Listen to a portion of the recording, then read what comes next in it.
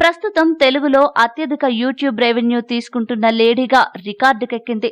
Vijayanagara యాసతో videos చేస్తూ ఎంతో మందిని తన వైపుకు తిప్పుకుంది. రాబోయే బిగ్ బాస్ సీజన్లో కంటెస్టెంట్ గా ఈమె కనిపించబోతుంది. గతంలోనూ 2015 జూన్ 29న ప్రసారమైన స్టార్ మహిళా ప్రోగ్రాంలో పార్టిసిపేట్ చేసి టైటిల్ గెలుచుకుంది బ్యాంకాక్ పిల్ల. ప్రస్తుతం యూట్యూబ్ ద్వారా నెలకు 5 లక్షలకు పైగానే సంపాదిస్తోంది బ్యాంకాక్ పిల్ల.